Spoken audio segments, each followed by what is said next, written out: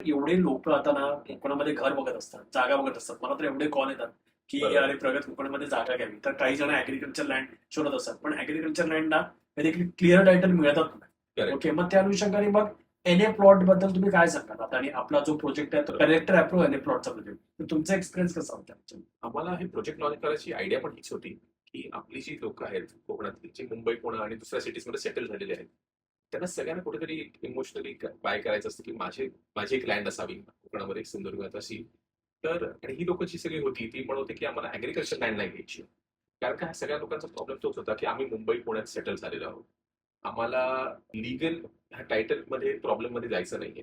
आम्हाला agriculture land मिळते, पण आम्हाला माहिती आहे टायटलचं कसं आहे. 7-12 कॉमन आहे. तर हे कोण करणार? लँड आवडली, पण 7-12 कॉमन. पण हे सगळ्या गोष्टी करणार कोण आमच्यासाठी? तर हे आम्हाला करायचं नव्हतं. तर आमचे सगळे जे क्लायंट आहेत, सगळे जे बायर आहेत, त्यांचा हाच प्रॉब्लेम होता. म्हणून आम्ही ठरवलं, की म्हटलं आपण एक काम करू. आपण एनए अप्रूव्ह करू. जेणेकरून की तुम्हाला तुमचा प्रत्येकाचा वेगळा 7-12 मिळतो. आता बरेच वेळा ऍग्रिकल्चर लँडला ऍक्सेस नसतो. बऱ्याच ठिकाणी फक्त 3 मीटरचा रस्ता असतो किंवा मग तुम्हाला कोणातरी रिक्वेस्ट करून त्यांच्याकडे रस्ता ऍक्सेस घ्यावा लागतो. इथे तसा प्रॉब्लेम येत नाही तुम्हाला. इथे तुम्हाला प्रत्येक प्लॉटला 9 आणि 12 मीटरचा रस्ता असतो. तुम्हाला as per government norms immunity space आणि ओपन स्पेस सोडलेली असते. त्याच्यामुळे तुम्हाला प्रत्येक गोष्ट ही वेल डिमार्केटेड असते.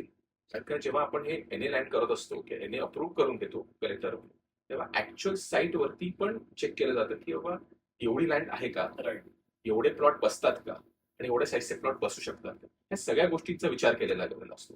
त्यामुळे इट्स इझियर की तुम्ही एनए लँड घेतली तर तुम्हाला ट्रान्झॅक्शन सोपं असतं.